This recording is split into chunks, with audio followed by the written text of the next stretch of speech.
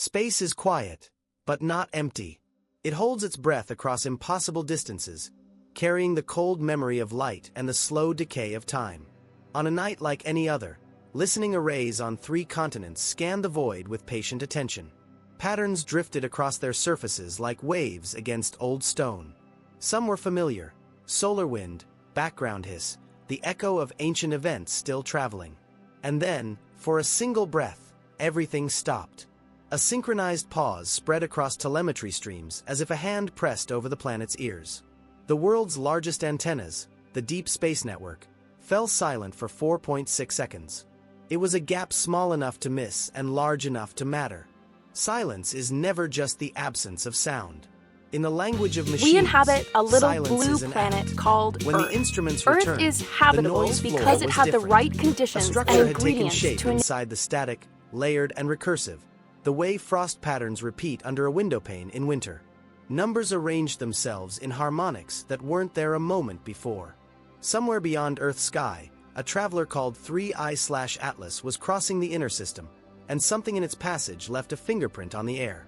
For centuries, humanity has asked the sky to answer. It never promised that the answer, when it came, would be comforting. Low strings, a slow heartbeat pulse. At first, the object was routine, a dim blur advancing against steady stars. Telescopes in Hawaii marked it with methodical certainty. Its trajectory was interstellar, its chemistry unusual, its pace restrained as if measuring the distances it crossed. They named it 3I/Atlas, a third visitor from another sun. The term comet was convenient, but names rarely define reality.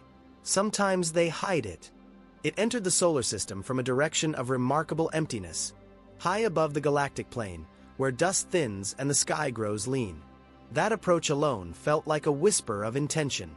The path carried it past Mars with almost careless accuracy, a glide that left faint streams of vapor where ordinary bodies would have remained frozen and mute.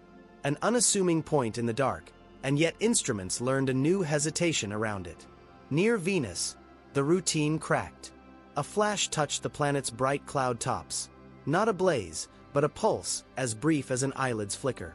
It registered in layered harmonics, 3 peaks standing equidistant as if designed, then fell away.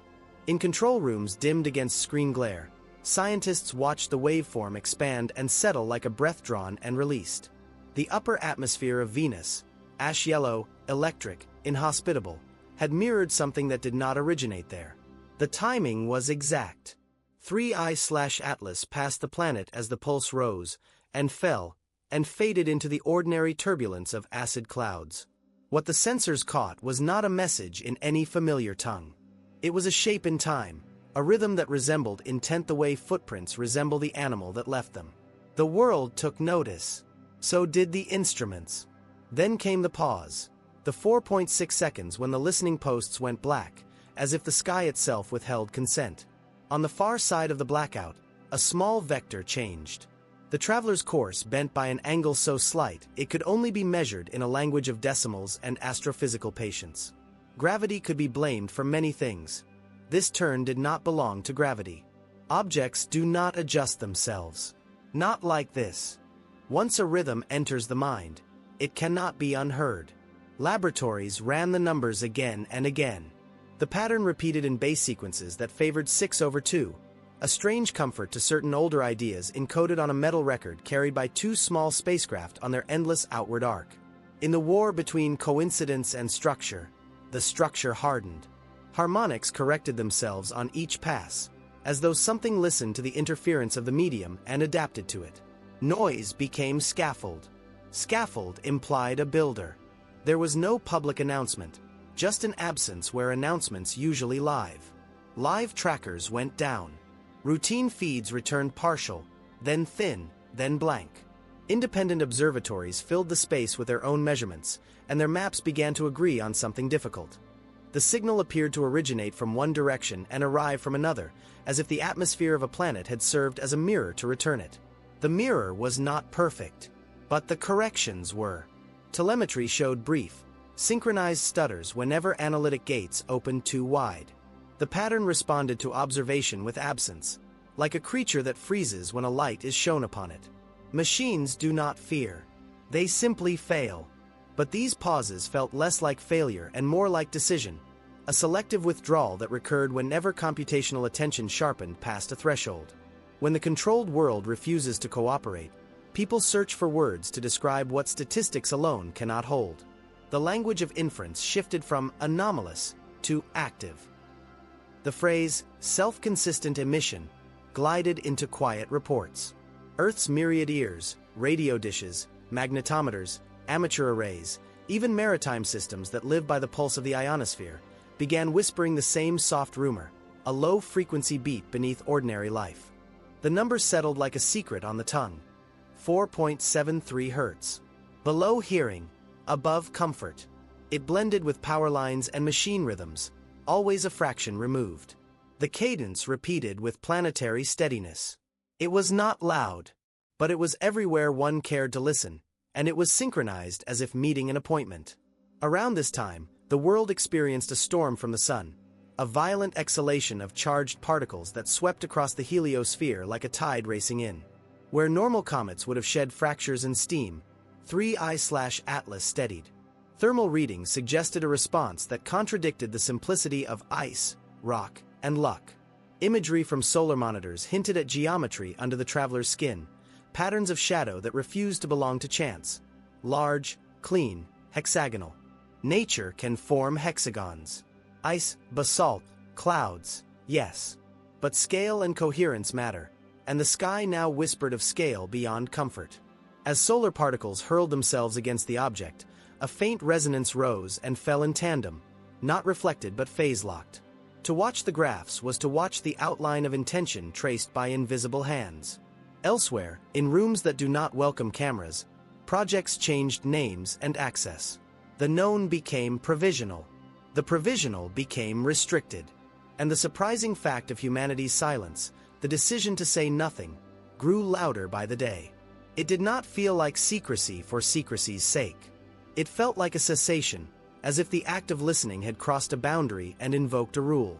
The low pulse continued. The sky, like an ocean, held a current you could only sense if you drifted with it long enough. Astronomy is patient work. Orbits are stories told in ellipses, patient arcs of time and gravity. Those who tracked the visitor watched for the comfort of prediction to return, for eccentricity to yield to ordinary mechanics. It did not. The path of 3I/Atlas deviated in a manner subtle enough to deny spectacle and clear enough to deny ignorance. It appeared to attenuate momentum, not randomly, not as debris drags, but like a craft rebalancing against invisible forces. Opposite the sun, where glare blinds and geometry becomes guesswork, independent arrays found the shimmer of something reflective moving in concert with the traveler. The object did not fragment. It did not brighten like a cometary coma releasing stored gas. It seemed to absorb. In the marriage of radiation and intention, it behaved like an instrument tuned to a storm, meeting energy with alignment rather than surrender. The Venusian echo faded from headlines but deepened in significance. An atmosphere is not just air. It is a membrane, resonant and alive with electromagnetic tides. A pulse that threads through such a membrane and returns altered carries the imprint of what it crossed, and of the hands that sent it. The first burst had looked like a test, a calibration through a planetary filter, a mapping of the way our system answers when gently provoked. The 4.73 Hz heartbeat settled into regularity reminiscent of biological systems, though no cells lay behind it. Earth's magnetosphere seemed to carry a sympathetic hum, a low chorus that harmonized with terrestrial infrastructure. Cell towers, satellite beacons, naval arrays, none broadcasting the tone, all reflecting it in their data like smiles impressed on still water. A phrase circulated and never found a home in public, the feeling that a handshake had occurred. Not a triumph. Not a greeting in any recognizable code. Something simpler, older in the life of machines. The minimal exchange required for two systems to regard each other as present. Once presence is established, requests can be made, and states can be changed. Humanity is used to making requests of the universe that the universe cheerfully ignores. The possibility that something is returning the courtesy inspires awe and discomfort in equal measure. The traveler slowed. There was no engine. There were no bright exhausts or sharp flashes to gratify human senses. The change was embedded in the numbers. quiet, consistent. The curve of its motion adjusted by fractional degrees that, over time, spelled out intent. Not departure, not surrender to the sun, approach. Earth has more mirrors than glass. The ionosphere smooths and scatters. Snowfields burn light back into the sky. The oceans polish the sun into molten bands. The planet is a machine of echoes, and now one more echo joined the choir. Harmonic intervals, those first 3 peaks over Venus, began appearing faintly in terrestrial measurements, not as broadcasts but as resonances. The tone threaded itself through density gradients and temperature inversions, hiding in predictable places as if aware of the shelter they offered. A curious detail emerged as analysts compared datasets across long baselines. The frequency's daily rhythm pulsed just ahead of Earth's rotation by a sliver, like a whisper anticipating the end of a sentence. It was not locked to human clocks. It belonged to a relationship measured at a scale larger than cities and smaller than orbits, the scale at which 2 objects take each other into account. Anxiety blooms where control thins. Human networks are resilient. They maintain balance across storms, outages, and errors. Yet in the presence of the new pulse, certain systems behaved with a trace of uncanny grace.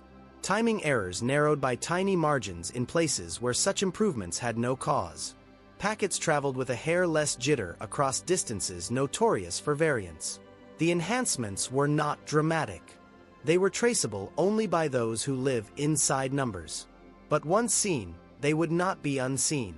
If one is inclined toward fear, one imagines influence creeping along the world's wires like ivy up old stone. If one is inclined toward wonder, one imagines a careful hand resting lightly against the planet's shoulder, testing how it breathes. Between those 2 imaginations lies responsibility. The traveler held its course. There is a moment in every story when the telling itself quiets. Websites that once displayed live plots ceased to refresh. The cadence of briefings slowed, then ended. In the empty space where status lines once appeared, the world found 3 words that held more weight than paragraphs. Data not available. Systems that continue to observe do not always continue to report, and silence wears many faces. Caution, confusion, humility. The Earth kept turning under the low pulse. The sky behaved, mostly like itself. The sun breathed in storms and out in soft wind. Satellites crossed predictable arcs. People went to work, to sleep, to the oceans and markets and mountains. The thin blue lid that keeps the world alive held fast. The anomaly did not demand obedience or offer spectacle. It did something harder. It endured. An interstellar traveler entered the solar system from an improbable approach, shed the names that tried to confine it, answered a storm by standing still, and treated a planet's atmosphere as an instrument in a test no one authorized. Across receivers and repeaters, a subsonic heartbeat synchronized itself to Earth's daily. Life by the width of a hair. Against backgrounds composed of everything humanity already knows, new structure crystallized. Those paid to measure saw it. Many who were not paid to measure felt it without knowing why. This is not the climax of a film with triumphant brass or catastrophic sirens. This is the long exposure of a new relationship being drawn one faint line at a time. The all lies not in what explodes, but in what persists. The fear lives not in loudness, but in coherence.